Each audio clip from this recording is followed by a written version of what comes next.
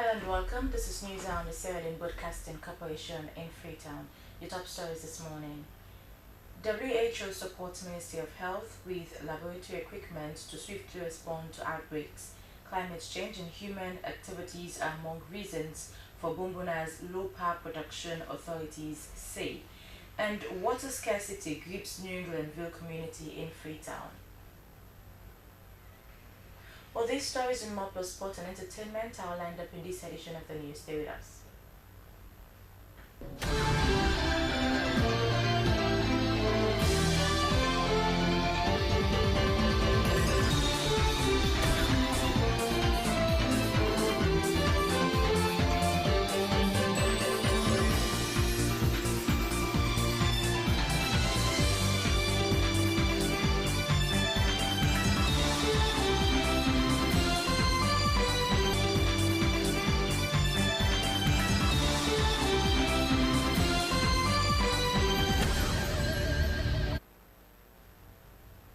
Now, President Julius Maada has welcomed Ireland's Minister of State for International Development and the Diaspora, Neil Richmond, at State House. The minister is on a brief working visit to Sierra Leone and Liberia. Our State House correspondent, Amose, filed in this report. Ireland's Minister of State, Neil Richard, met with President Julius Maada at State House in Freetown. He thanked the President for the warm reception and explained the purpose of his visit. As part of my visit, the first is that my government gave official approval for the opening of an embassy of Sierra Leone in Dublin. I'll be able to present you with the official letter from our Minister for Foreign Affairs confirming that we look forward to welcome the new embassy of Sierra Leone to Dublin as soon as possible. It's a great evolution in our really warm relationship.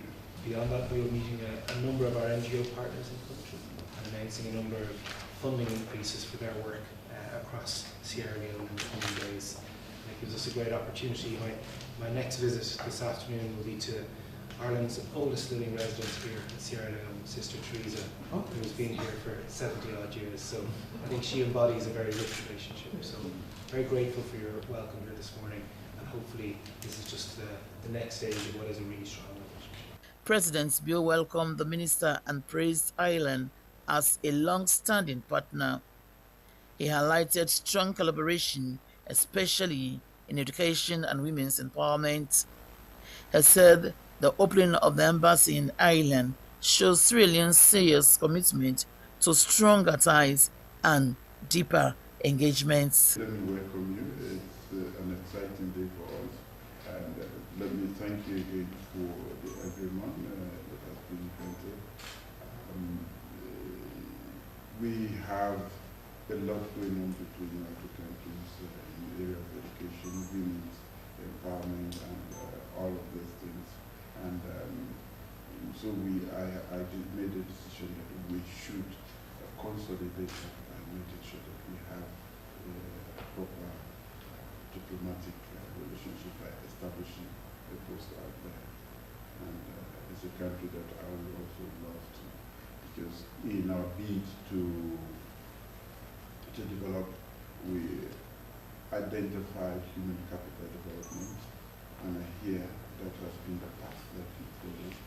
So there's quite a lot that we can learn, and it has helped quite a lot over there, and we want to see how we can avoid any mistakes if there are, and how we can properly design the pathway forward. So, the President assured the Irish government of continued cooperation and friendship.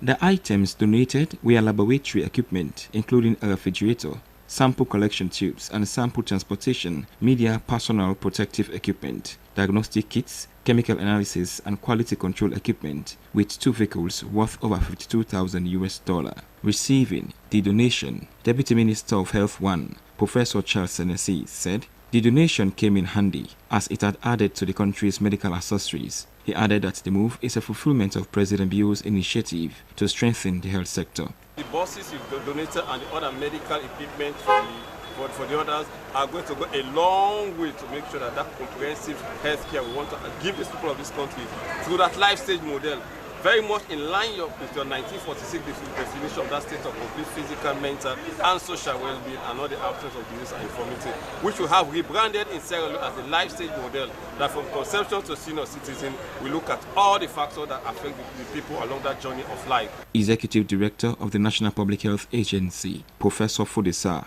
appreciates the laudable venture, disclosing that his institution has been struggling to respond accurately to emergencies because of inadequate equipment. Professor Fodesa said the provision of the laboratory equipment and the vehicle will curtail some of the challenges they have been faced with.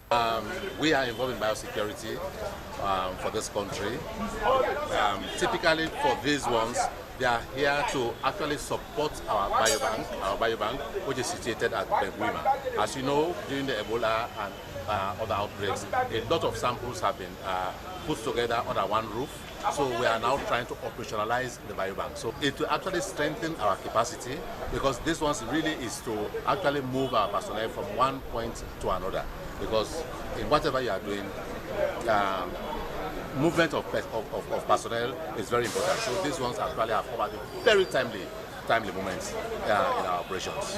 Country representative of World Health Organization, George Ame, said the equipment was donated as a swift response to challenges the health sector was faced with. He said they will continue to support the ministry and the people of Sierra Leone. Here we have equipment that is essentially supposed to boost the health system, state-of-the-art equipment to reinforce the capacity of the pharmacy board to do its work according to the stipulations of the Ministry of Health.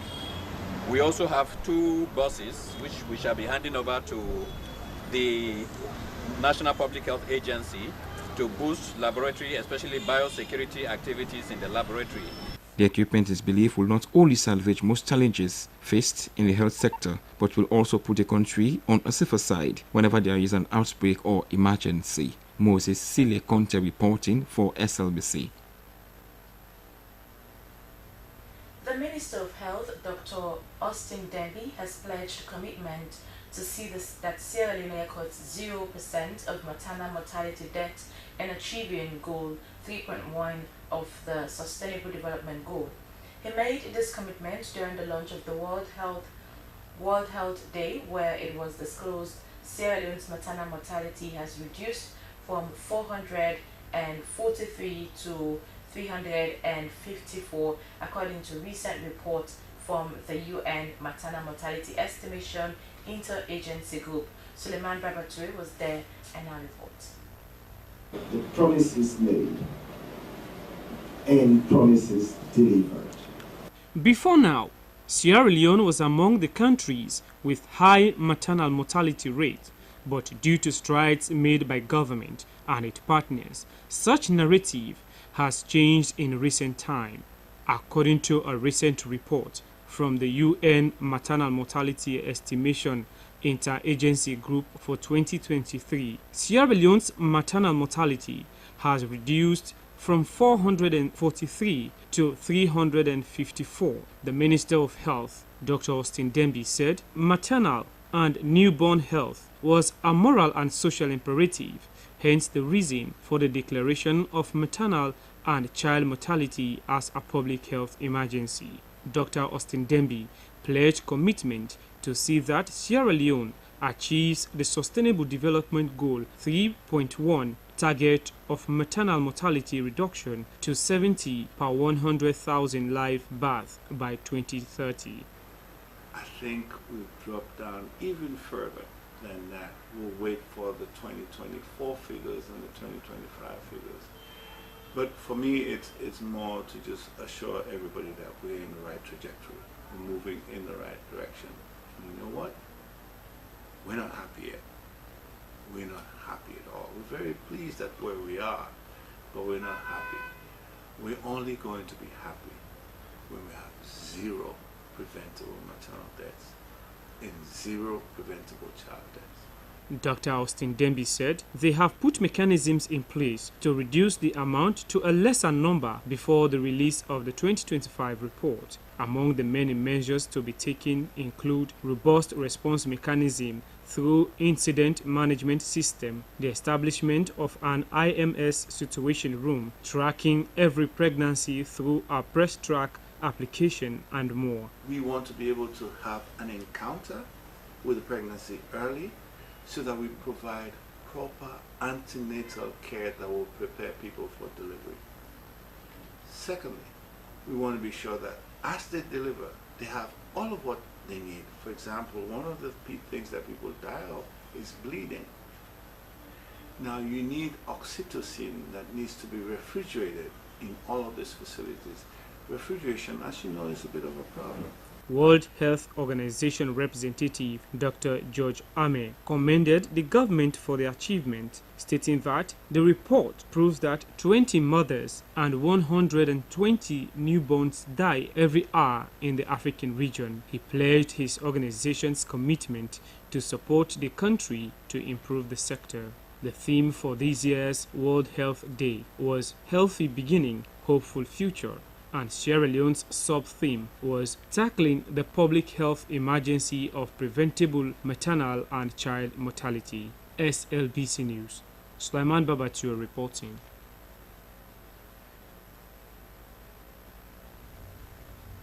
Now, the People's Republic of China has provided 1,380 metric tons of emergency food assistance to Sierra Leone.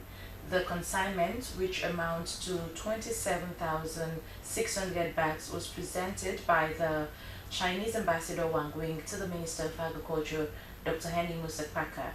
The support was seen as China's helping hand to Sierra Leone as the nation progresses towards achieving food security. Harold Williams has more.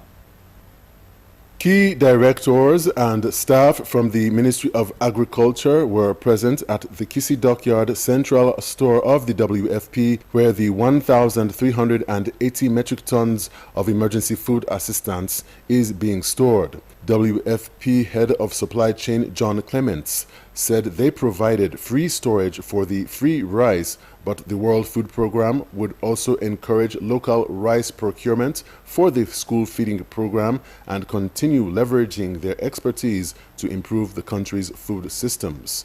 The consignment amounts to 27,600 bags, which Cabinet earmarked primarily for the school feeding program, but 7,000 bags for the support of vulnerable fishing communities affected by the one-month fishing ban. This was confirmed with appreciation by the Permanent Secretary from the Ministry of Fisheries and Marine Resources, Brahma St. Kebi, who called for the continuity of Sierra Leone's bilateral ties with China. Chairman of the occasion, Agriculture and Food Security, Permanent Secretary Prince E.O. Cole, affirmed that the presence of the two governments and multilateral donors at the ceremony was an affirmation of widespread commitment to the Feed Salon program. Chinese Ambassador His Excellency Wang Qing underscored that this is the third installment of emergency food assistance as an outcome of fruitful discussions in China between President Julius Maada Bio and Chinese President Xi Jinping. Ambassador Qing said that the aid represented a 5 million yuan commitment to Sierra Leone's agriculture and fishing sectors and China's belief that food security was a key component of poverty alleviation. Ambassador Qing highlighted the infrastructural and humanitarian assistance provided through Chinese friendship over the years as their nation's commitment to a shared future and a world of common humanity. He said this would provide more stability and certainty for the world to enhance cooperation. The Chinese ambassador promised the arrival of more Chinese experts to provide technical assistance in high-yielding rice cultivation and to work towards large-scale mechanized farming. In his keynote address, the Minister of Agriculture and Food Security, Dr. Henry Musakpaka, also emphasized and was enthusiastic about the Chinese technical support to a wide variety of crops. He emphasized that the emergency food assistance was an interim measure to address vulnerabilities, while the government expected up to $20 million of investment in high-yielding rice cultivation that would provide the local content for the school feeding program and the Feed Salon Game Changer. The minister provided evidence that this was on track. Don't next door, we have Sierra Leone made local rice that is packed just as high as this, and we're waiting. I want the media to know this because I know us in Sierra Leone. People then, go say this now we own rice, we don't produce. Then we say no, now the Chinese rice, we don't can take it on a bag for let people then show. And they tell them, these are the Chinese rice, and look the WFP representatives in the store next door. We have rice produced by our own farmers, packed here, just as high as this, that we are going to give in for school feeding program. The 27,600 bags of Chinese emergency food assistance is currently in the distribution phase. The Minister of Social Welfare, Melrose Committee, has joined other nations to endorse the Amman-Berlin Declaration at this year's Global Disability Summit 2025 in Berlin, Germany. The aim of the summit is to promote the implementation of the United Nations Convention on the Rights of Persons with Disabilities in the area of development, policy formation, and to encourage participation for persons with disabilities around the world. William Wise tells us more. During the summit, the Minister of Social Welfare, Melrose Committee, who represented Sierra Leone, was among the key global leaders to lead the endorsement of the Amman-Berlin Declaration 2025 that speaks to the rights of persons with disabilities. Melrose Committee said 15% of international development programs prioritize disability inclusion that boost the global efforts towards disability. She said that Sierra Leone was fully committed to promote inclusion under the leadership of President Bio. According to the minister, Sierra Leone endorsement of international instruments that speaks to disability rights was not a new phenomenon. She pointed out that the United Nations Convention has been ratified and implemented, and the enactment of the Persons with Disability Act of 2011 were all a clear demonstration of the country's commitment. She said governments of Sierra Leone would promote inclusive climate change that benefits persons with disability, free quality education, and the radical inclusion. The Minister of Social Welfare pledged to collaborate in order to achieve the Big Five of the United Nations Rights of Persons with Disabilities. You're still watching news from the Sierra Leone Broadcasting Corporation in Freetown. We continue with more stories. Street Child Sierra Leone, in collaboration with AfriCell and other partners, has launched the 12th edition of the Street Child Marathon, an event dedicated to transform the lives of children living on the streets. The initiative seeks to raise awareness and funds for support vulnerable children in accessing education and a better future. Esther Nenekama reports.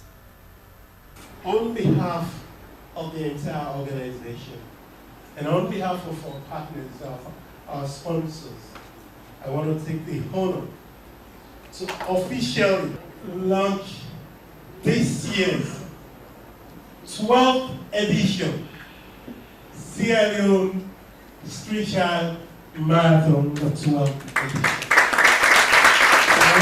The atmosphere was filled with enthusiasm as Street Child Sierra Leone, in partnership with AfriCell and other partners, officially launched the 12th edition of Sierra Leone Street Child Marathon. The event, which has become an annual tradition, aims to bring hope and change the lives of street children by generating funds for their education and welfare. Speaking at the launching ceremony, Mark Mahogan from Street Child and Nancy Toure from AfriCell emphasized the importance of collective effort in addressing the plight of vulnerable children. Street Child Sierra Leone's country director, Kelfa Kagbo, highlighted the impact of the marathon over the years, stating that funds raised have helped provide educational opportunities and livelihood support to thousands of children. It's about making a difference in the lives of children. Remember, every step you take in running this marathon is not about the winner, but it's about making a life. Every step you take during this marathon, you're making a change in the life of a less privileged child, in the life of a less privileged family. AfriMoney Marketing Director, John Conte, emphasized the company's continued commitment to support the initiative that promotes education and child welfare. Easy for you to register for the marathon. So what we have provided for Street Child is what we call a merchant code, where on the AfriMoney platform, you can see wherever you are across Sierra Leone, register for the marathon, and be able to participate on the 4th of May. As preparations for the marathon gain momentum, organizers are calling on individuals, businesses and institutions to participate in the event and contribute towards making a lasting impact on the lives of street children. For Slbc News, Esther Nene Kamara reporting. Well, it's now time for our international news.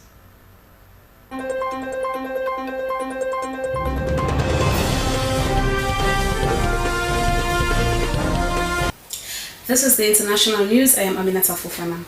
4 migrants have been cleared on appeal of setting fire to the overcrowded Moria refugee camp on the Greek island of Lesbos during the COVID pandemic. The Juvenile Court of Maternal found the defendants not guilty, ruling that their involvement in the blaze in September 2020 had not been proven. They had previously been sentenced to 10 years. The Moria camp, which had been designed to hold up to 3,000 people, had become dangerously overcrowded by the time of the fire, with as many as 20,000 people living in and around the facility. In the aftermath of the fires, 6 Afghan migrants were arrested. 2 were immediately identified as minors and tried as such. The remaining 4 were initially classified as adults and sentenced to 10 years in prison each by a court in Chios. Following an appeal, however, the court accepted that it had not been proven that they had reached the age of 18 at the time of the fire, and the case was transferred to a juvenile court on Saturday night. The court acquitted all 4. Israel has carried out fresh airstrikes on Gaza after Prime Minister Benjamin Netanyahu ordered retaliation for one of the heaviest barrages of rocket fire by Hamas in months. The Israeli military said about half of the 10 rockets which were fired from Gaza late on Sunday landed inside Israel, while the remainder were shot down. 1 person was wounded by fallen debris, Israeli medics said. A Palestinian journalist was killed and 9 others wounded when an airstrike hit a tent used by local media in Khan Yunis, southern Gaza, the Hamas government media office and the Palestinian Journalists Syndicate, PSG, said. Netanyahu issued the instruction for strong response while on his way to Washington, where he is due to hold talks with U.S. President Donald Trump. The Hamas-run health ministry in Gaza said on Monday morning that at least 56 Palestinians had been killed there by Israel over the previous 24 hours. Nigerian police have withdrawn a summons issued to one of the country's most respected traditional leaders after it was widely condemned. The Emir of Kano, Muhammadu Sanusi, is engaged in a tussle for the crown with his cousin Aminu Ado Bayero, who is said to enjoy the support of the national government. Prior to the recent Eid al-Fitr celebration, police in Kano banned the annual horse parade, or Dubar, fearing trouble between supporters of the rival claimants. However, Sanusi chose to ride on horseback after Eid prayers accompanied by local vigilantes. This prompted an outcry with many Nigerians saying it showed lack of respect to the emirate, which is one of the oldest institutions in the country. Traditional leaders in Nigeria hold few constitutional powers but are able to exert significant influence as they are seen as custodians of both religion and tradition. In response to the strong reaction against the summons, the following intervention of respected stakeholders, Nigeria's police chief said that officers would instead go to Kano to obtain Sanusi's statements.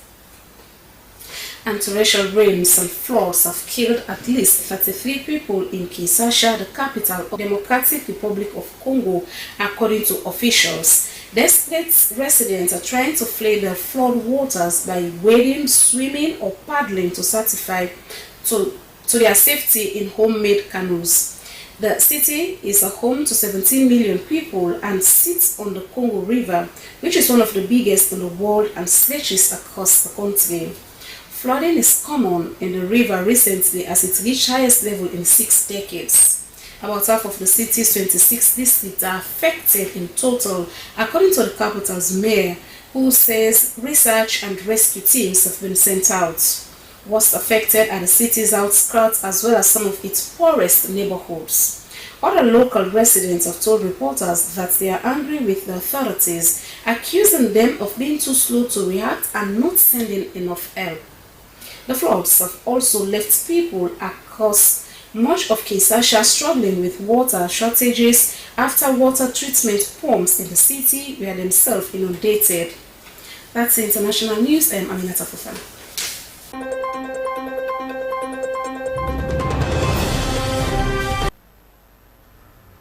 Well, from the international news, let's go over to our entertainment desk. Hello and welcome to Entertainment News with me, Sulaiman Baba Toure. In this edition of Entertainment News, we are going to give you all about music because Samza has released a song titled Some Side featuring 3 new school artists.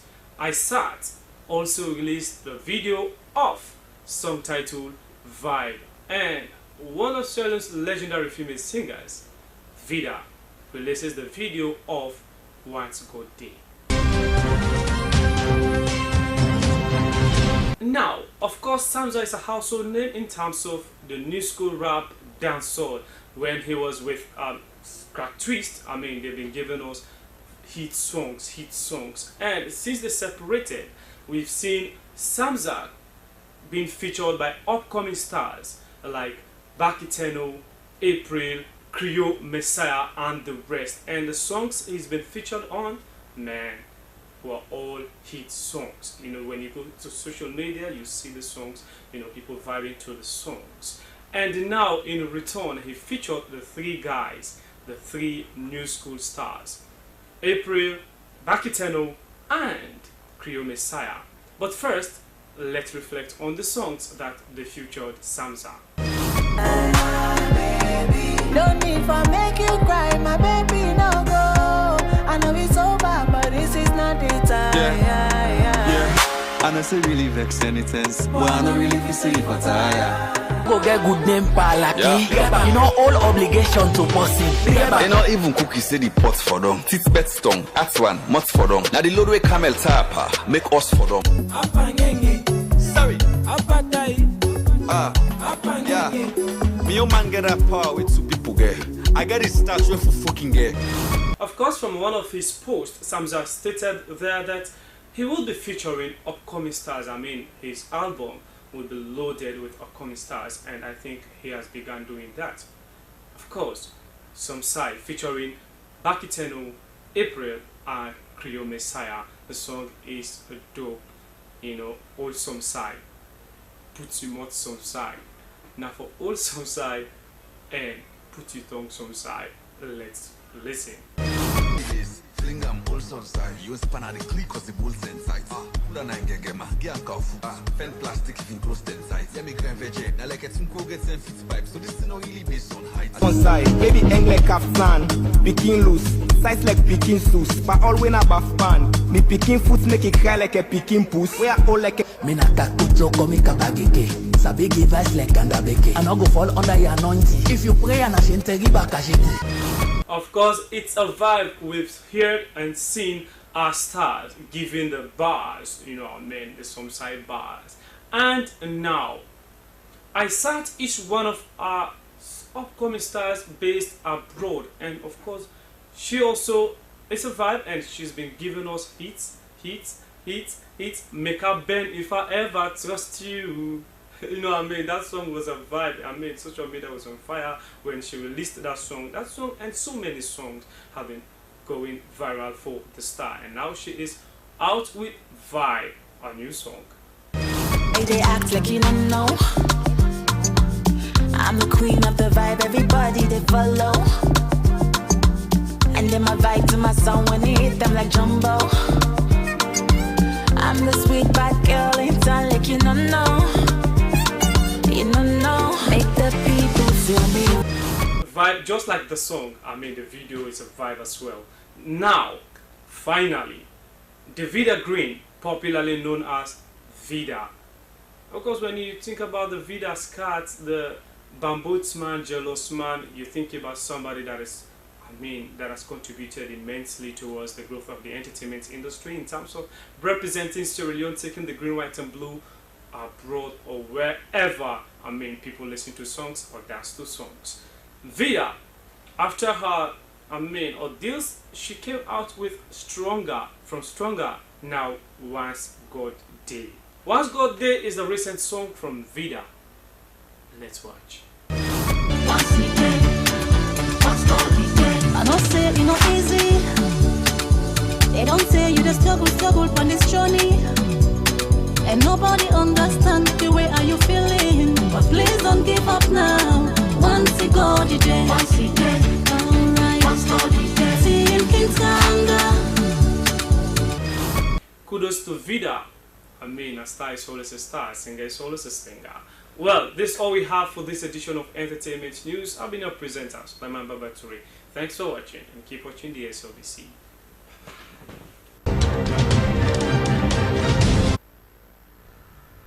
Many thanks to Sulaiman Babaturi for that update. Let's now find out the latest in sports.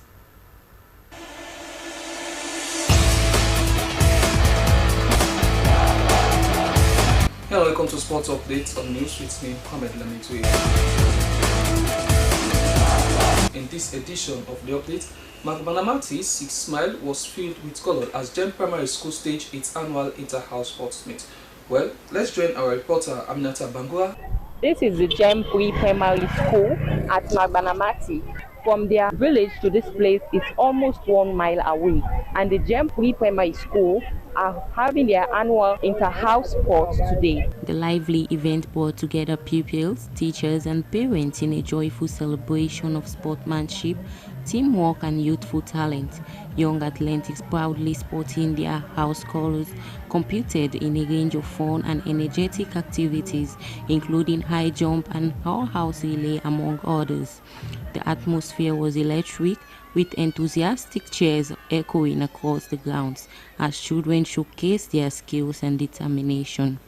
Most of the kids from the surrounding villages normally attend school here, since it is the nearest school close to their village. The proprietor of the school, Reverend Joshua Bangua, said that it is an annual event, adding that they have been doing a sport meet for the past 5 years, and this year's sport meet is the best compared to the previous years. Commences our sports meet yearly. This is our 5th annual sport meet. Last year, was greater than the year before, and this year again is going to be a greater one as compared to the one last year. Slbc Sport News, Aminata Bangua reporting. And now in the international scene, Evangelic has left Southampton after their relegation from the Premier League. Abdukabia has the story. In a surprising move, Duke Ivan has resigned from his position as the manager of Southampton following the club's relegation from the Premier League. Despite his effort to steer the team to safety, Southampton's struggle throughout the season ultimately led to their demotion to the Championship. Ivan, who took charge of Southampton with high hopes of revival, faced immense pressure as the club battled poor form and inconsistent results. His departure marks the end of his brief tenure as Southampton now looks to rebuild and find a new direction for their return to the top flight. Club officials expressed gratitude for Ivan's dedication during challenging times, but acknowledged the need for change in order to restore Southampton's Premier League status. The search for a new manager is already underway, with fans eager to see what direction the club will take in their bid for an immediate promotion back to the Premier League. But that's all for your sports updates. Thank you very much for joining me, and goodbye.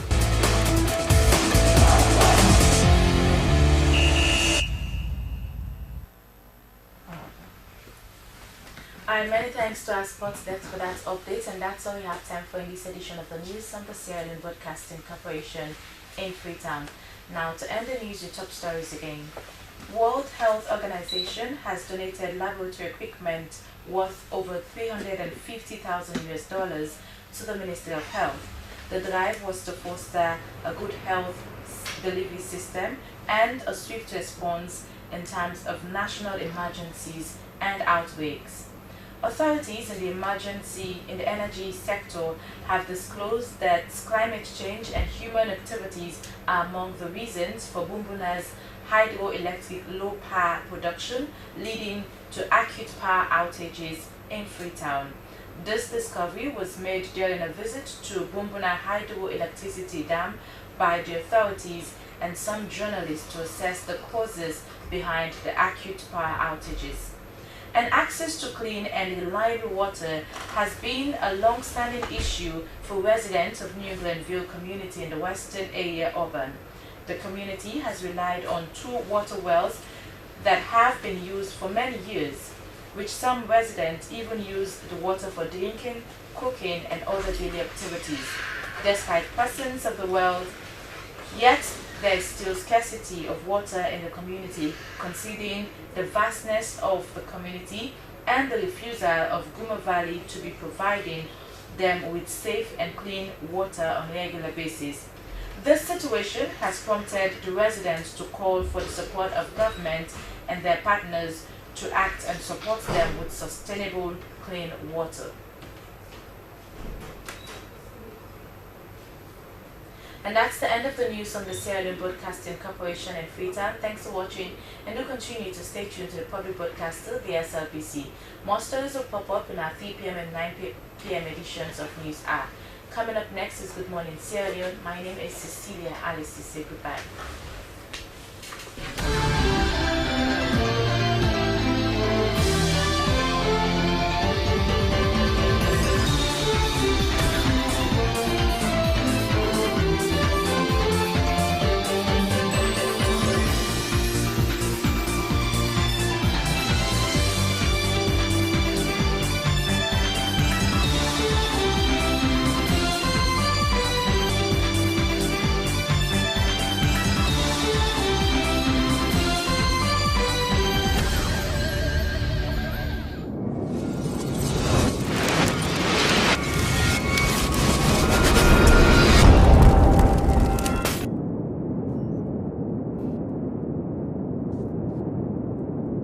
You ready for the Zoom meeting today with the investor then? Yes, boss.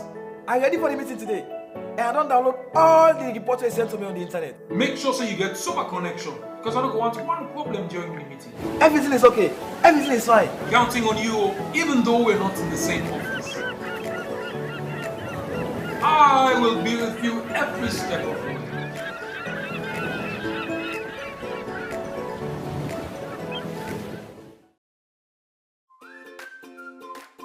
As mama, I always want waiting best for me picking them, especially when it comes to waiting them for eat and drink. Now this make I always they choose Sierra juice because they make them from with local foods them and nutritious, and it gets less sugar than the other drinks them. Not to me say so. We lab test show say Sierra juice gets 50% less sugar than the other drinks them na the market. Because we mama they know waiting best for we picking them, now I make we always they choose Sierra juice. Sierra juice is nutritious, it's healthy, and it's sweet. Sierra juice, not the taste of Salone.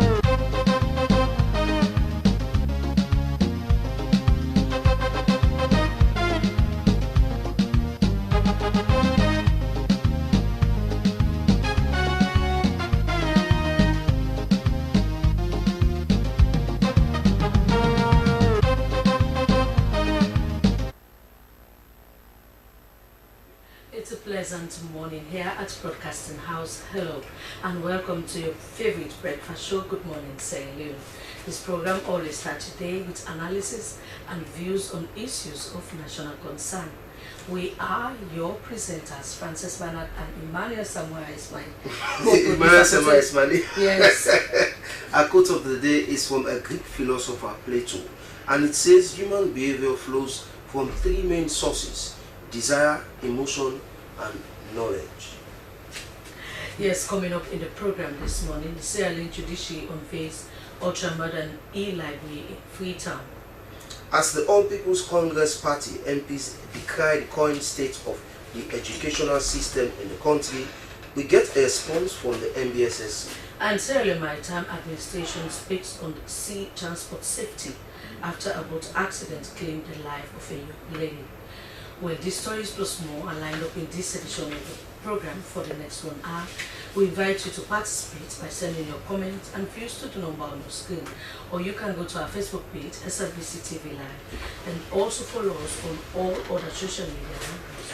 This is Good Morning Sierra Leone, and we are broadcasting live from Broadcasting House, New England V.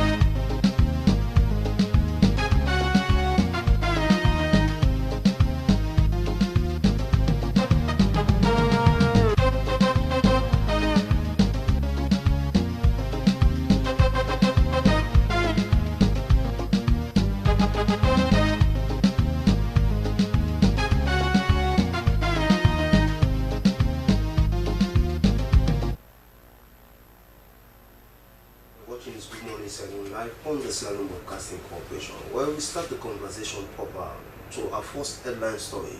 The parliamentarians of the All People's Congress Party held their monthly press briefing at the party headquarters on the railway line in Brookfields, focusing their criticism on the deteriorating state of the nation's education system. The session, attended by several party representatives in Parliament, painted a bleak picture of the sector. Panelists decried the current state of affairs, highlighting a multitude of issues contributing to what they describe as a system bereft of glory. Among the key concerns that were raised were the poor working condition of teachers, which remain unaddressed, and the exclusion of several senior secondary schools, including the Services Secondary School and Girls High School, from this year's West African Senior Secondary School Certificate Examination. This, they argued, is deeply discouraging situation for pupils. The discussion extended to tertiary institutions, where the panelists highlighted the dilapidated condition of student hostels as a matter of requiring urgent attention. Well, for more on the discussion, we have Honorable Rosie Kanu from the All People's Congress Party and Augustine Bami Anthony from the MBSSC. Good morning, gentleman and lady. Good morning. So we'll start with Honorable Rosie Kanu. This is the second term in President Bio's term in office, and let me say the 7th year. And now the APC is coming out to say, oh, let us criticize the education system. But as personally, as a citizen, I'm confused as to why will the APC come out this time to criticize the system. Thank you. Well, for now, let me just correct, it's not a matter of criticizing. It's a matter of bringing on board the realities on the ground. First of all, when President Bio came to power, when he assumed power, one of his flagship program was education. But then what happened? He used this as a campaign tool during the June 24 polls to garner the support of people. And so what happened? At the end of the fifth term, When he assumed power for the second term, now he has a 5 game changer. And education is not part of its priority. Now he has shifted the priority to agriculture. And for us, the free quality education is an unfinished business. There are a lot of issues that needs to be addressed that are left unattended to. Now when we look at this, even the audit report, the 2022, the 2023 audit report, the issues that came out are still unaddressed. We still have the issues of insufficient school infrastructure. When you go to the provinces, you still have children being overcrowded in classrooms. How do you expect effective teaching and learning to take place in such a condition? When the president assumed power during 2018, his promise was he will construct schools in every chiefdom in this country. And that doesn't happen.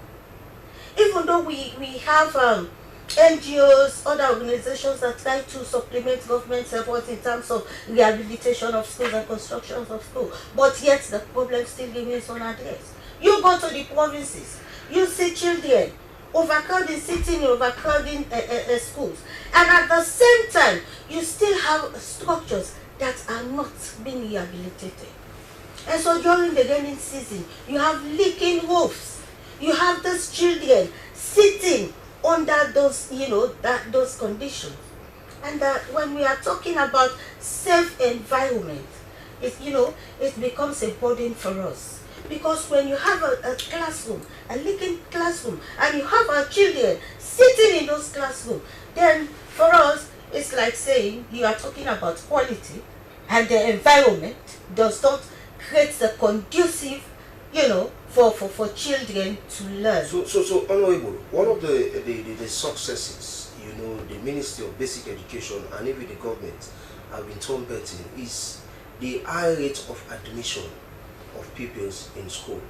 So if you are saying now that the classes are overcrowded, is it that you guys are decrying this situation, saying that it doesn't matter whether we have increased number of admission in schools? Let me tell you, you cannot, the increase in number is the access. And let me tell you, access without quality is tantamount to no education at all. So you cannot, bring in access when you have a lot of children coming into schools, but then because of the growing number of those children, you cannot accommodate them. Okay, so Honorable Kanu, I don't know, maybe Bami is here and we have the records to prove it. Even with the second coming of President Bill, even though the agriculture is on top of his agenda, do you want to agree with me that education is still receiving the highest budget allocation, which means that's still one of his priorities? Is that so? It's not still one of its priorities, because even with it's still receiving the highest budget. Even with that budget allocation, let me tell you, even with that budget allocation, we still have issues within the education sector. Because as I start, the free quality education is an unfinished business. So for us, we are expecting that in President Bill's second term, they would have built on some of these issues, the challenges, instead of just abandoning it. For me, it's abandoning. Because like now, even the supply of teaching, learning materials is not taking place. Honorable, I don't know, did you do your assignment well in making sure that, what you're seeing is actually what is happening? You and I know education has always been a challenge in Sierra Leone, and no government, I repeat, no government has ever been able to address all these challenges, even though President Bill made this education his priority. Yes, we've seen the challenges. We know things are not going well, things are not going the way they are supposed to go. But you have other issues as well to be addressed. Is that true? Yes, education has its challenges. Yeah. Even in the previous government, it does, but it's not glaring, because they've done tremendously well to address the issues. But when you come with this the Mother Bio's regime, the government, you see the consistency in what is happening within the education sector. Okay. Yeah, even in the area of the environment. I mean, these are issues that, if you've been following even my debate in Parliament on education issues, like the wash facilities in schools, these are very, very important things that we need to have in the schools, because it does affect even the health of the students. Now, even the annual school census report of 2023, it states that 40% of primary schools do not have wash facilities. Okay, so go ahead. Yeah, and this has an implication on the health of the children. Okay. Not only the children, but also even the girls. You know. So you also in your presentation, you also spoke about the issue of schools being left out, not to take the examinations, the West African Senior Secondary Certificate examination, which is worse. This issue is not new to the SLBC. We have been following keenly, and I know it went to your office in Parliament, because there was a time when you called on authorities, especially heads of schools, to actually ask them why they failed to live up to expectation. That is by failing to upload the BRS or whatever it is from the schools. So do you also hold government responsible for the neglect of other people, especially heads of schools? Because you have all other schools, they played by the rules, and some others failed to do so. Is that also the responsibility of government? For me, government is also responsible, as well as the schools. Okay. Yeah, because this is an administrative issue. So for me, if government, the Ministry of Education, Basic Education, have been doing their work, following with this... Work like what? This is what I'm meaning. Okay. Following with the school authorities to ensure that, I mean, the uploading of the caseload is done on time. You know, so there is, when you come to the teachers, the school authorities, they will tell you the ministry. When you come to the ministry, they will tell you the school authorities. So you see, there is this mix up of things. Okay, so this blaming this one blaming this. So for me, squarely the blame is on the Ministry of Education. So was it not in Parliament where you actually advised that some of this, I think it was the MBSSC or the Teaching Service Commission or so, that said some of those heads of schools should go on suspension or so, and Parliament said it should not be 3 months or so. You even added this, was that not in Parliament? So why shifting the goalpost this time? Because they did not do their work by monitoring to ensure that the things are done. Only for these few schools. What about the greater number of schools that comply? Well, in fact, even if it's one school, it involves a lot of children. Okay. So I'm still shifting the goalpost to the Ministry of Education. Okay. Because if they have done their job very well, maybe we should not be encountering all these issues. Okay, being in opposition, you are also part of governance. What have you been doing as a party to help in making sure that some of these things that we are talking now are being prevented? What have you been doing? In fact, as an opposition party, if you've been listening, we have our whip, that's Honorable AKK, who has been a strong advocate on this issue.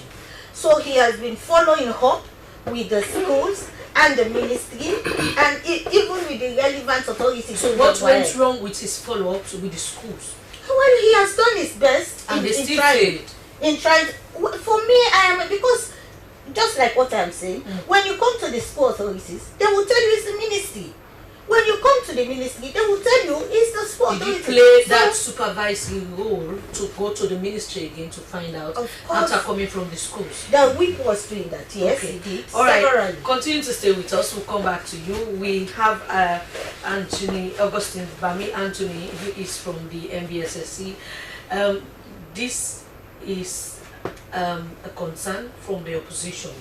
The education system is going down because of the poor administration from your side. according to the opposition. You've not been doing your work properly, and because of that, kids are suffering in the country. This is an allegation. Thank you very much. Frankly speaking, I saw the Honorable kind of struggle to bring or criticize the Ministry of Basic and Senior Secondary Education's achievements, because it is quite but a very Herculean task for a sitting honorable to criticize the free quality school education program, simply because the priority programs, the manifesto promises, were ticked box by box. She was going to drag me into audit queries. I will have to start with that. Audit queries of 2021, 2022, and 2023. One of the things I want to make very clear is that we are implementing the free quality school education program, not saying that it is a bed of roses.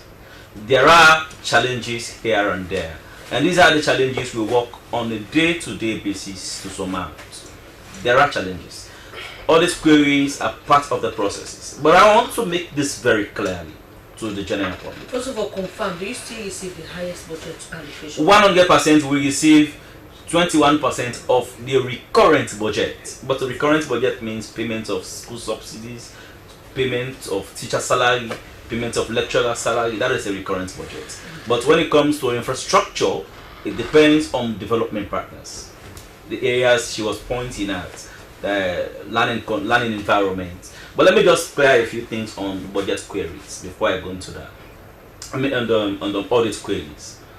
As I speak, 3 weeks ago, every other query on the Ministry of Basic and Senior Secondary Education has been addressed and is laid to rest. It is given with supporting documents and is reported in the Audit Account Committee that it is sorted out and is laid to rest. These are issues I see, I think Honorable should have been able to understand. Example, she was talking about the teaching and learning materials. We had to supply teaching and learning materials, but we had some issues with the supplier. We reported as a ministry to the Anti-Corruption Commission and the Public Accounts Committee, and that matter is taken. The supplier is taken to the Anti-Corruption Commission, and the matter is being addressed. As I speak, because government knows the Ministry of Education is serious about it, in this current budget, government has placed 25 million on teaching learning materials. So, Bami, now, Honorable has been saying that even the teaching learning materials are not available to the schools, and now you're just telling us you're only talking about it when they have raised the concern.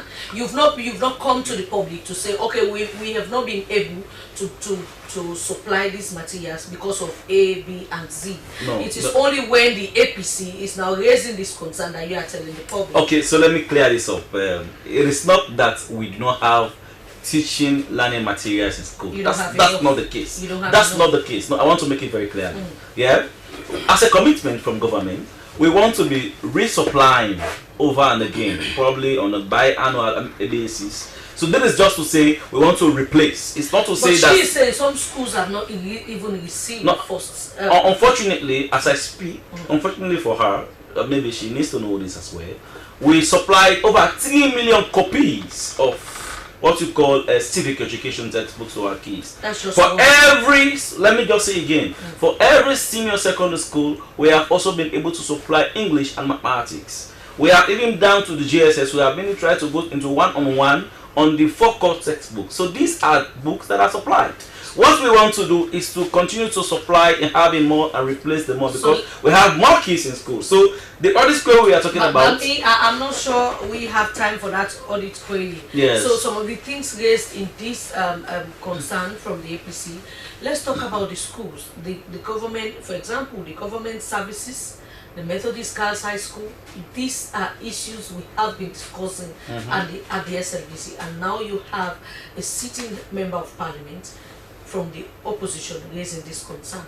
But you were also very brilliant, Francis, to say that they have a role to play, because these schools are found in their wards, in their constituencies, in their district blocks. So as sitting parliamentarians, they also have that responsibility to monitor, because education is key, it's a public good. You said you failed to do the right. So let me just say again, and She also said that it's two-way, that it's administrative. That's her word. Administrative issue. Administrative issues should be done at the school level, because it is the responsibility of our school heads to supply, to upload. We all know this at the SLBC. But let's don't go into the issues. We know there are issues, but how do we solve the issues? That's why we have the able Minister of Basic and Senior Secondary Education, Mr. Kenema. Let me just land, please. Let me just land, please. I am saying something very serious, but I am saying something very serious.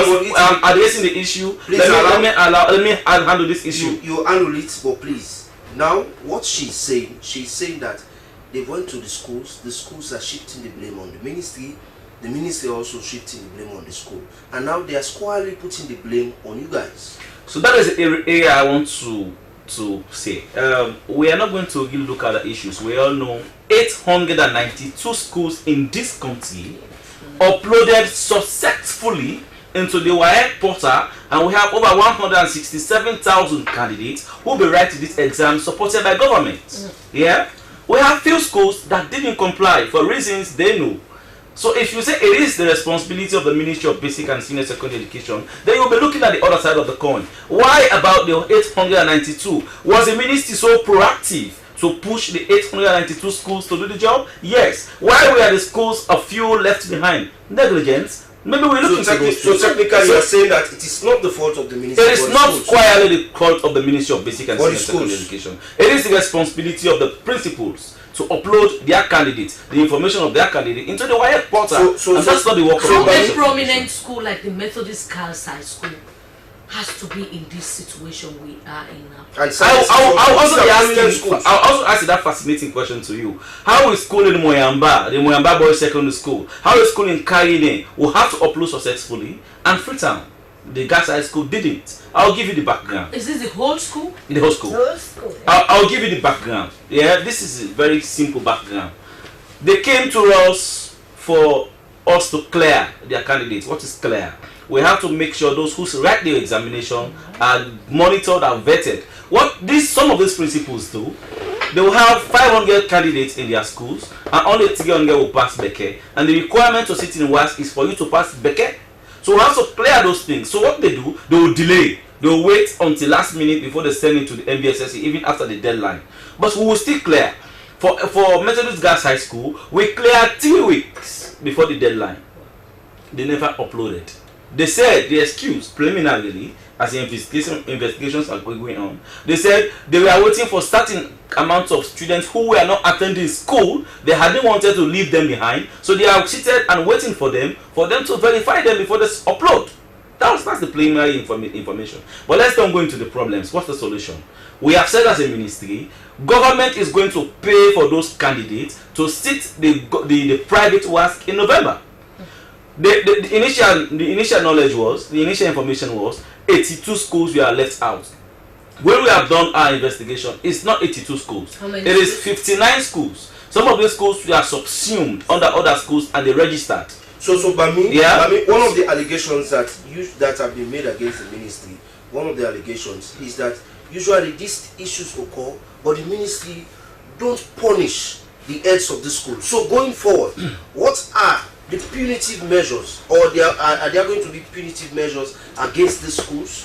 So that is exactly what we are doing. As we speak right now, there is an investigation going on, comprising the Anti-Corruption Commission, headed by the Teaching Service Commission and other audit queries, or audit bodies, who are going to check on the teachers, these principals, to see if it's where there are problems. And if there are problems, then you'll hear from the Teaching Service Commission the punitive measures. But in addition to government paying for those kids, the Minister, Conrad Saki, has moved again to see how donors support teachers to teach these kids within the periods of July to November to the exams. And there have been partners who have come on board to pay teachers to provide extra lessons to these kids. This is how this is still we are doing in the lives of these kids, because they should be preparing to go to university by November, and now that will be the time they will be taking their exams, whether it's from the ministry or their schools. But this is a serious concern. It is a serious concern, we agree, but it is not a negligence on the part of the ministry.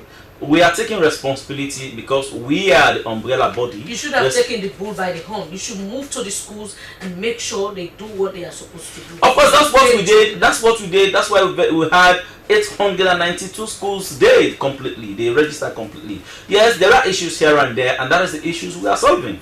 This is, I have told you, we are implementing the free quality school education program, not on a bed of roses matter. This is a new system they are doing. This is a precast. We have never been doing precast before. They have been used to postcast system. So yes, in the second and third year, we are still having some few struggles, and that's why government is continuing to support even with the private So by me, one thing that the Honorable mentioned is that the ministry has been saying, oh, they've made so many gains when it comes to admission, increased admission. Yes. But now she's now saying that the infrastructure is not there to host this increased admission for them to get the quality that is needed in the education. So I also want to address that as well. And Honorable should understand that over the period of 5-7 years, the ministry has been able, through the free education project, we have constructed 279 classroom buildings across Sierra Leone to ensure we have our kids accommodated. Also, we have gotten 750 of our schools renovated across Sierra Leone. She has to know that. In addition to that, the ministry, through the free education project, has given out 46 million plus, which is 46 billion to primary schools for renovations.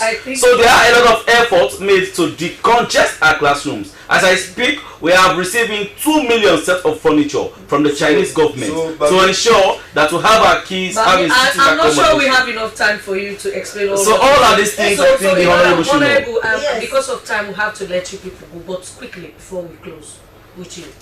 Maybe I just want to yes, something on the current budget that he was talking about, that they use part of that money for the payment of school subsidies. That's another challenge, a big issue within the education sector. In fact, the payment of subsidies, sometimes it takes the whole year, they'll only pay for just a term. And you know what happens? They pay just 10 meals per a child. That's a ridiculous sum. Okay, so because of time, so what do you think is the way forward as an opposition? In as much as you are in opposition, I keep saying you are also part of governance. People will always look up to you to provide solutions. So what, in few seconds, what do you think they should do to get to where we are supposed to be? Okay, like in the issue of children not being able to take the exams as a result of lapses between the school authorities and the ministry, I think for me part of the solution is when the children at the JSS level, when they take the JSS exams, going forward to the SS, they should start to do the uploading. The verification. Yes, verification and then uploading. So as they move on, to up to SS level, it will be very easy. How about the school authorities? They also have their own. That is exactly the structure we are using. We are using the precast system. It is done annually, so it is not one time. It's just annually. All right. Thank you very much. Thank you very much, Honorable Ganu. We have to host you people again on our program. Where this is Good Morning Sierra Leone, and many thanks to Honorable Ganu from the APC and Augustine Bami Anthony from the MBSSE. Today on Health Tips, let's learn about the menstrual cycle. The menstrual cycle is a natural monthly process where a woman's body prepares for potential pregnancy, involving changes in hormone levels, egg development, and the uterine lining, typically lasting around 28 days, but ranging from 21 to 35 days. More of this in this video. I'm Nolan, and I'm an OBGYN specialist at the Cleveland Clinic. What is the menstrual cycle? The menstrual cycle is a sequence of events that occurs as your body prepares for pregnancy each month. We usually refer to the first day of your menstrual cycle as the first day of your period. This is all part of your reproductive system. A typical cycle lasts between 21 to 35 days. What's happening in the body during the menstrual cycle? Every month, your body prepares for a potential pregnancy. And I usually think of this as happening in two different processes because two different organs are working very hard each month. So the first, your uterus, is preparing its lining for a possible fertilized egg. We refer to that lining as the endometrium. So as I mentioned, the first day of your menstrual cycle is your period. And your period typically lasts around 7 days. After you've shed that initial lining or endometrium, the uterus starts building that lining again and builds it until your next period. While the uterus is building its lining, the ovaries are starting the process of preparing eggs each month. Each ovary has multiple follicles. Follicles are little small fluid-filled sacs that each contain an immature egg. One follicle is going to become what we call the dominant follicle, and that will release its egg for the month. That's a process called ovulation. That egg makes its way down through the fallopian tube, and it either meets a sperm, gets fertilized, and results in a pregnancy, or reaches the uterus. If the egg is fertilized, it can implant in the uterine lining and result in a pregnancy. If it's not fertilized, then the uterus sheds its lining. The lining makes its way through the cervix and through the vagina, and that's your period. How long does a normal period last? Most people have their period, or bleed, for about 3 to 7 days. When you first start your period, in your early teen years, you may have more regular cycles. As you get into your 20s, your periods are more regular, but as you get closer to menopause, in your 40s or closer to 50, you may start to have irregular cycles again because your ovulation is a little more irregular. It's also normal for your period to change during certain life events, like after childbirth or while you're lactating. What are signs that something is off with your menstrual cycle? Signs of an irregular menstrual cycle can be cycles that occur more frequently than every 21 days, periods that occur longer than 35 days apart. If you're having bleeding in between your periods, that would classify as an irregular cycle. Other things that can classify as an irregular menstrual cycle would be very heavy bleeding. We usually quantify that as more than a pad an hour. But if you're bleeding very frequently and bleeding for a very long period of time, it's a good idea to see your healthcare specialist. Other things that may classify as an irregular cycle would be a lot of pain during your periods. If you have any concerns at all about your menstrual cycle, it's a good idea to see your healthcare provider. They can help talk to you about what's normal or see if you might need workup for some other health condition that's causing your periods to be irregular. A lot about the menstrual cycle. The program is Good Morning Sierra Leone, and you are invited to participate. Send your comments and questions to the number on your screen, or you follow us on our Facebook page, Slbc TV Live. We continue with the program.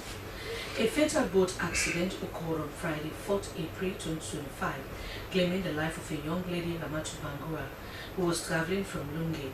According to reports, the speedboat she boarded capsized during the journey.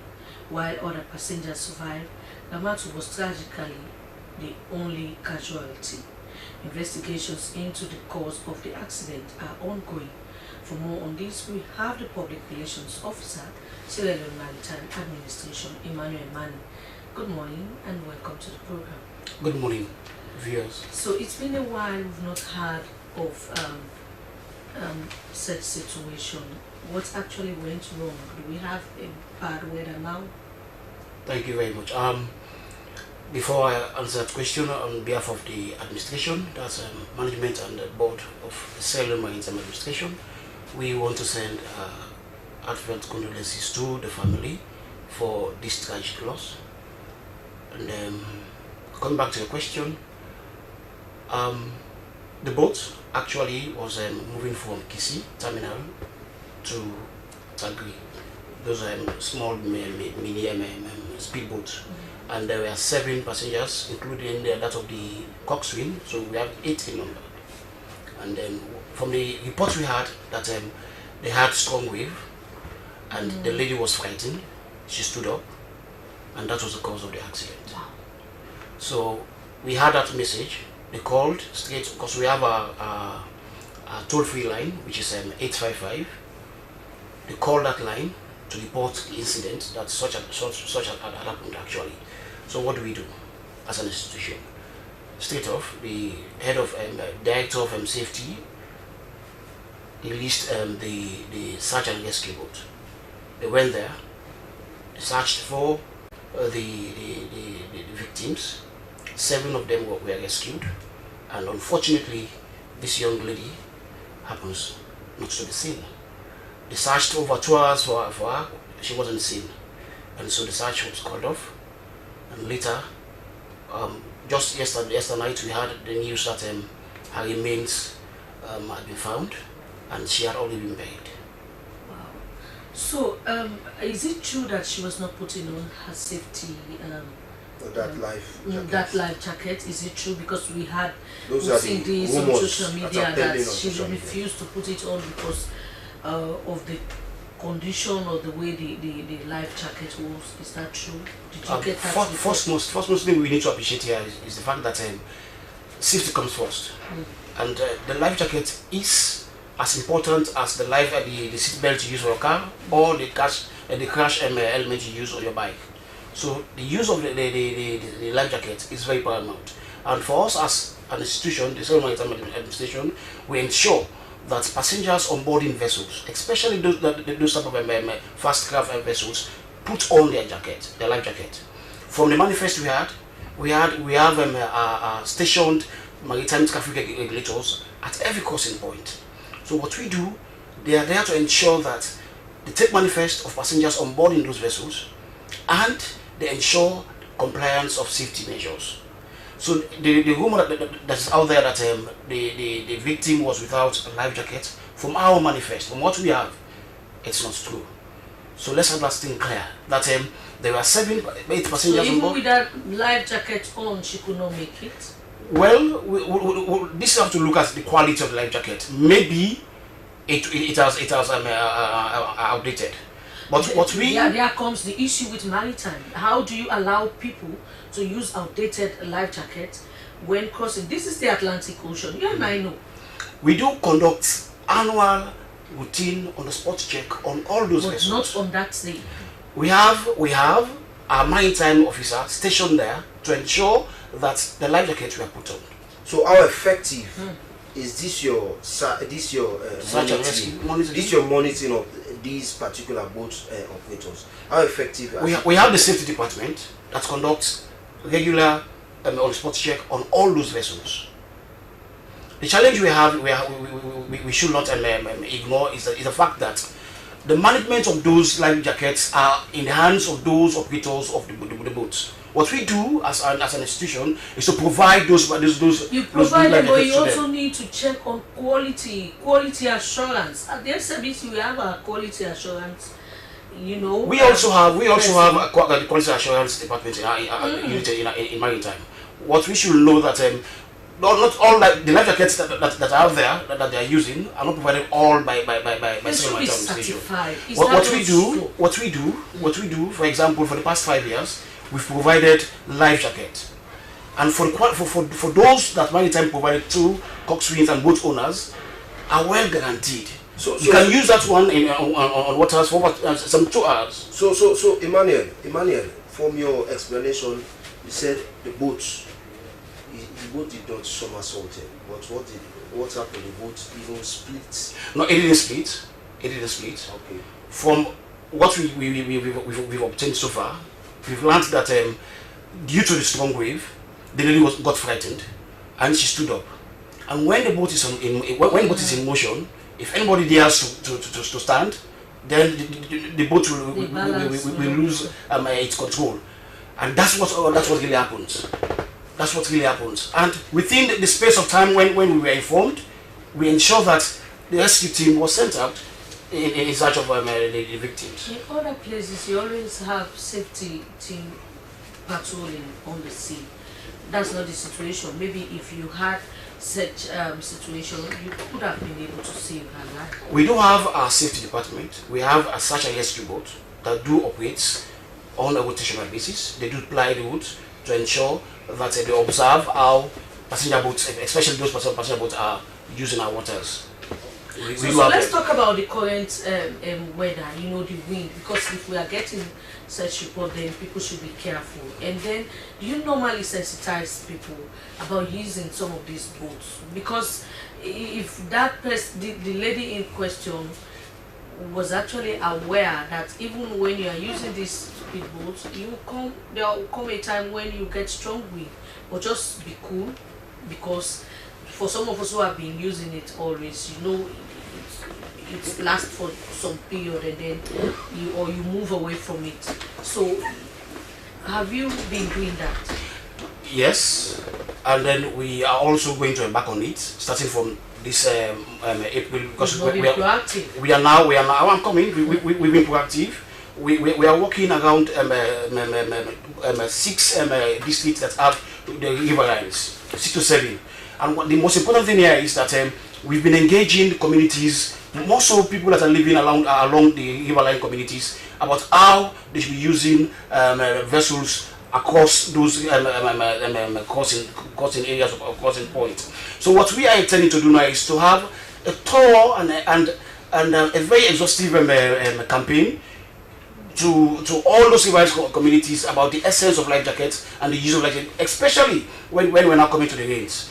Okay, so thank you very much. It is Emmanuel Mani, the public relations officer of the Sierra Leone Maritime administration, who has been talking about the particular accident, the tragic accident that claimed the life of a lady just recently.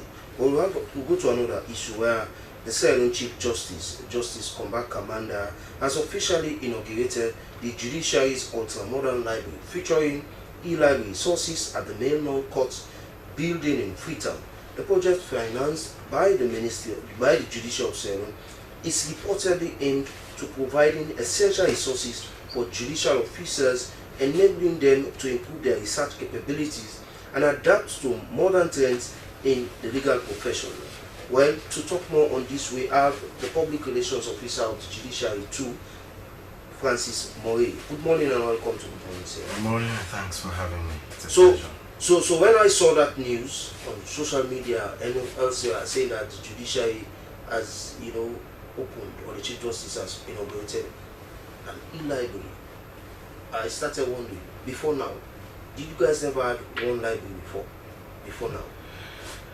Yes, we had one, but it folded up over the past 15 years or so.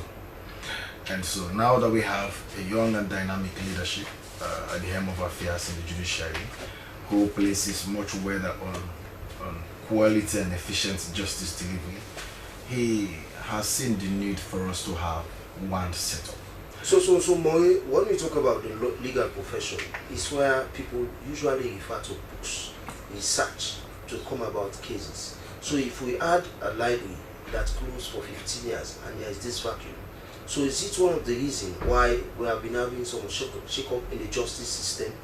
Well, like you have just raised the issue, it's of importance, which is why, in fact, in just less than 5 months in office, the Honorable Chief Justice has made it a priority, because he recognizes the fact that the job of judges or other judicial officers is rooted in written books. Research, additional reading is an integral part of the job they do as judges, because no two cases have the same fact.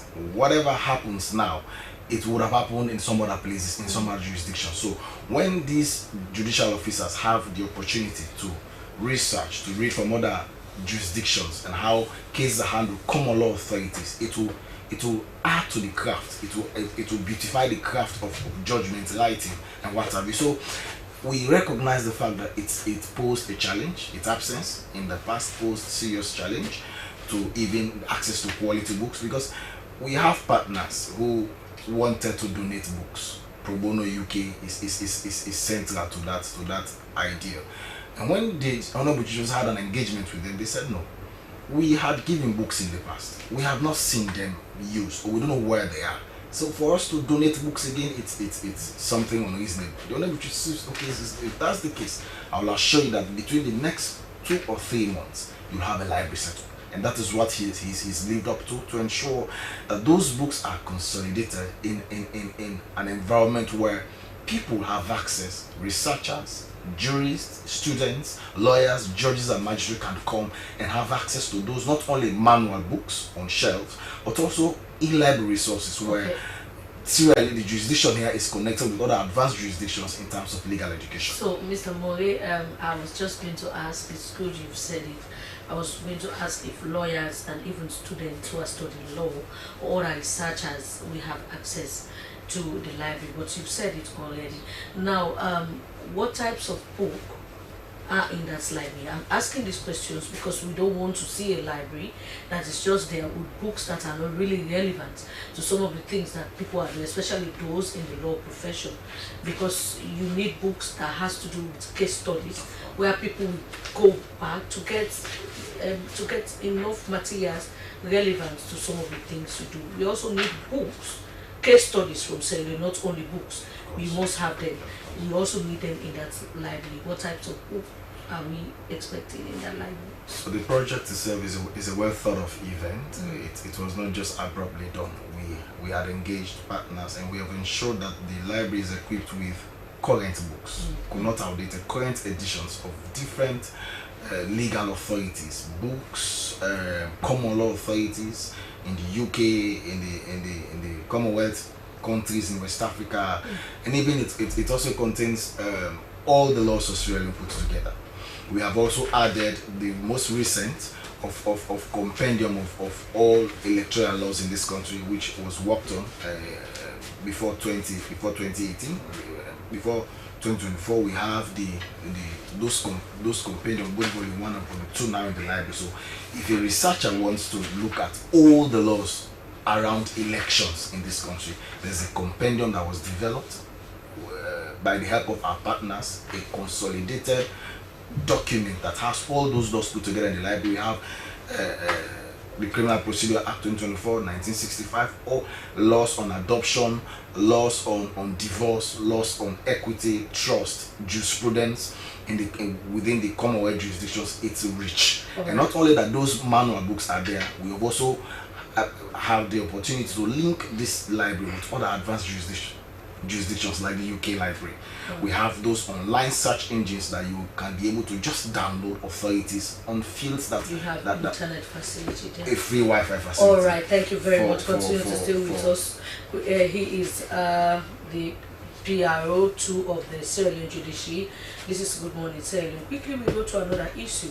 The coordinator of the Forum for Child Welfare has raised concerns on dormant state of the Moyamba District Council.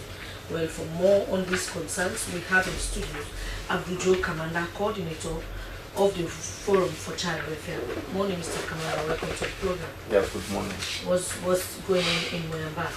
Yeah, not only for Moyamba, but for the entire country, for councils, the district councils within the entire countries.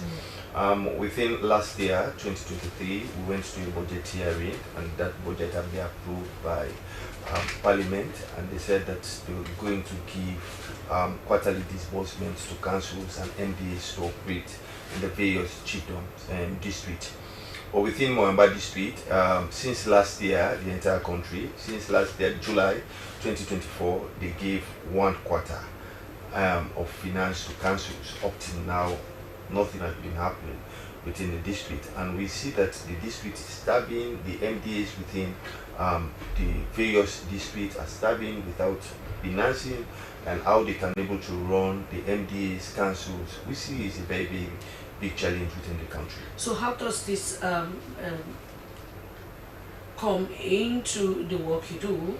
You are the coordinator for the Forum for Child Welfare. Yeah, we have so many activities that we are doing. We also do advocacy. We also doing governance. You also depend on some of these funds. Yeah. So at least if some of those funds are going to the various children, at least we think that the ordinary man in Shingi, in Kagboro, and other side, they can able to benefit in terms of government projects within the state. So Abdul, you are concerned about the dormancy of the Moyamba District Council. Why? Not only Moyamba District Council, like I'm saying, it's the entire council, the 24 councils in the country, because the same amount is going for Moyamba District, is going for another district. So from last year, we are having just 1 quarter. Last year, July, they give 1 quarter. What about the remainings? And now, first quarter we are getting it in 2025. No finances from government. So we take it as an advocacy issue. So someone, one might say the other councils are thriving. They are doing other ways to generate funds. What are they doing with that? What is Mwamba District Council doing in that light? If you can see Mwamba Council, we are just getting a revenue from the Rutai, giving some finances and some other deeds. So those finances are been taken to build schools and build some rehabilitate some hospitals within that. But within the other projects within the district, nothing. Mwamba is one of those districts rich with minerals because you have it's not only Sierra Leone, you also have is it Vimetco? Vimetco is almost round enough. Yeah. Okay. So what other councils they have developed innovative ways on how to generate revenue. Yeah. What about Mwamba? Why are you just relying on the meager sum that you get, or the only sum that you get from getting from? If you can go to Pujao, they can give you the same cry that Mwamba is crying. You go to Bond, they can give you the same cry that is crying. Because at least if we are seeing such things, actually government saying that is going to disburse some finances to council, that we are not seeing it. Then what about the layman? You have to talk about schools, hospitals, and other things within our various districts. So I think it's a very, very big challenge. Okay, thank you, Mr. Commander. We will definitely have to call on the right authorities. Yeah, Minister of Finance. So we discuss with them and they will tell us the way forward. But we still have Mr. Mani with us in the studios. So going forward, what is the Maritime Administration doing? So you prevent this. You know, this is just one, and it's because it's in Freetown. You know, for some of us who are coming from the river, and if you go around Pont, you go around Shenke and the other places, you have people dying on a daily basis because of this sea accident. Nothing much is done. Well, I would say, as you rightly said, this is just one. For over how many years now, we will not be having such in this Western area, being across the country. So it's as a result of the activeness of the Maritime Administration. What we've ensured is that we now have stationed search and rescue boats in major crossing points, and that's why you can try our toll-free line. So please, it's very active. The toll-free line is 855. Is it active? It's very active. You can try it now. You can try it now. Because sometimes it's active, it's working, but you call people, they will not pick. We have staff that are stationed there on a 24-hour basis. The same goes for all those toll lines we have for other institutions. So as SLBC, you go ahead and do your own findings at your own leisure to prove whether that toll line is working. But what I'm saying here is this, that what we are going to embark on is to do a thorough community engagement on the use of life jacket. Okay. It is paramount, especially because we're now coming to the games. And as an administration, it saddens us to see people die due to accident at sea.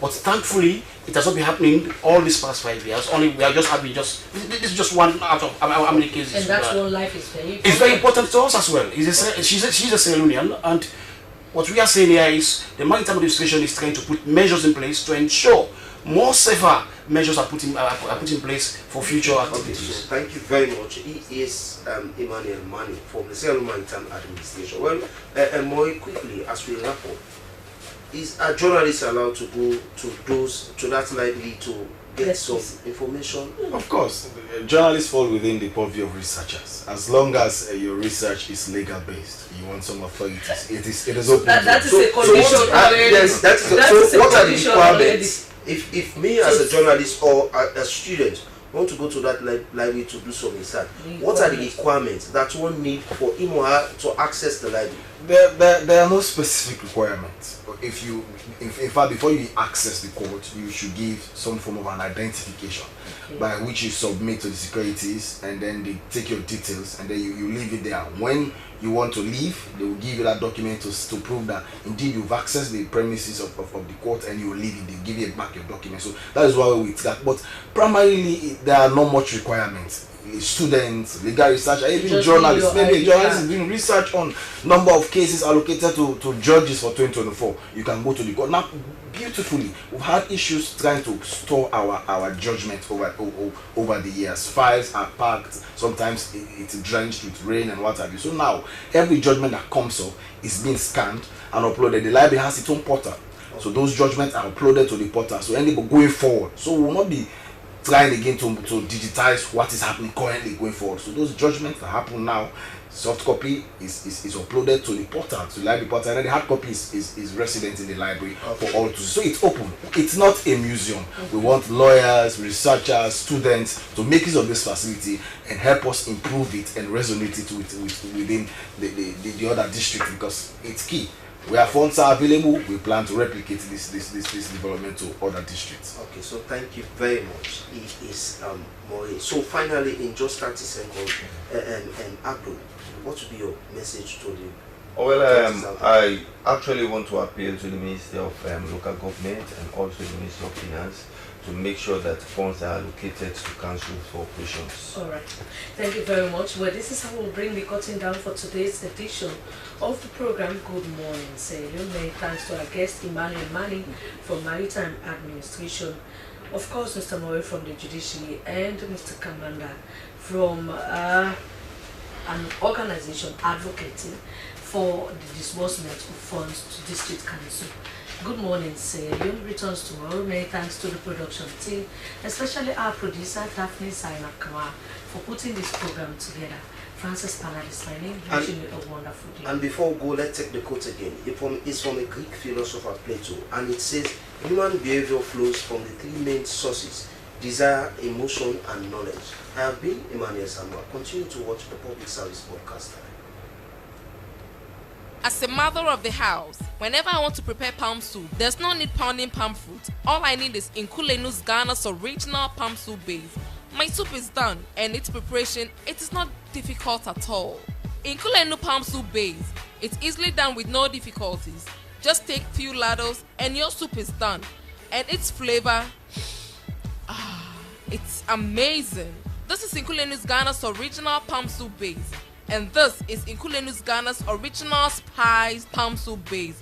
Iron fruit and turkey berries are naturally added. Also available brown gold natural cocoa powder, sunny gold brown sugar, neat fufu flour, shito, pisa, and moringa. All available at Nyami Ado Enterprise, 1 Lower Waterloo Street, Freetown. Nkulenu palm soup base. Ghanaian original taste.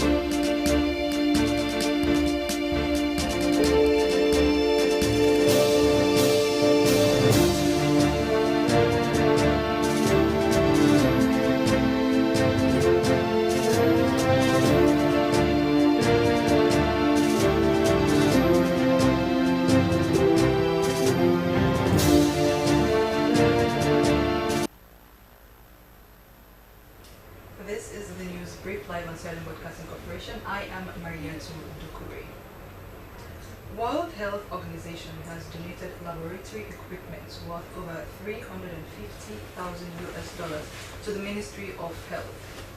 The items donated were laboratory equipment, including refrigerator, sample collection tubes and sample transportation, media, personal protective equipment, diagnostic kits, chemical analysis and quality control equipment with 2 vehicles worth over $52,000. Receiving the donation, a Deputy Minister of Health 1, Professor Charles Senesi, said the donation came in handy as it had added the country's medical accessories.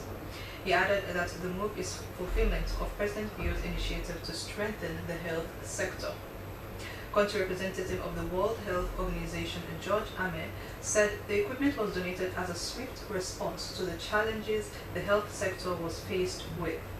He said they would continue to support the ministry and the people of Sierra Leone. The drive was to foster good health delivery system and swift response in terms of national emergencies and outbreaks. The Minister of Health, Dr. Austin Demby, has pledged commitment to see that Sierra Leone records 0% of maternal mortality rate in achieving Goal 3.1 of the Sustainable Development Goal.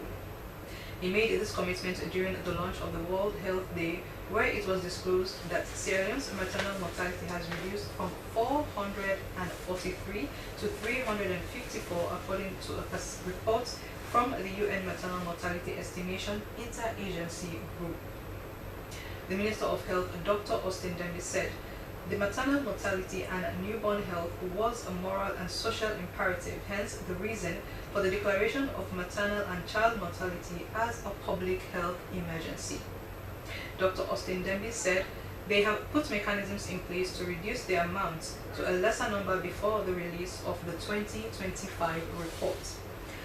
Among the many measures to be taken include robust response mechanism through the incident management system, the establishment of an IMS situation room, tracking every pregnancy through a pre-strack application, and more.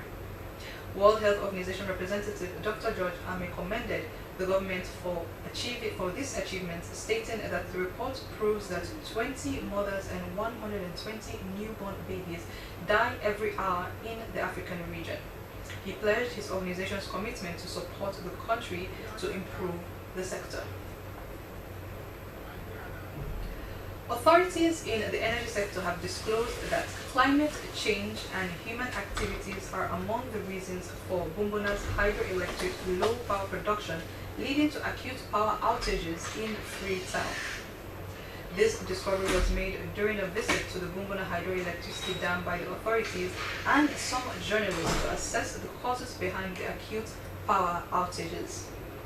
Senior official from the Presidential Initiative on Climate Change, Renewable Energy and Food Security, Dr. Martin Bunda, pointed out severe environmental damages in the river catchment areas surrounding the dam, many of which have been caused by human activities, among others. Dr. Martin Bunda said that the issues highlighted had severely impacted electricity generation, resulting in significant hardship for both residents and businesses, particularly in the capital city, Freetown. Dr. Martin Bunda called for an urgent intervention to address these challenges, stressing that the future of the dam's operation, by extension the country's power supply, depended on a collective effort to preserve the environment around the dam.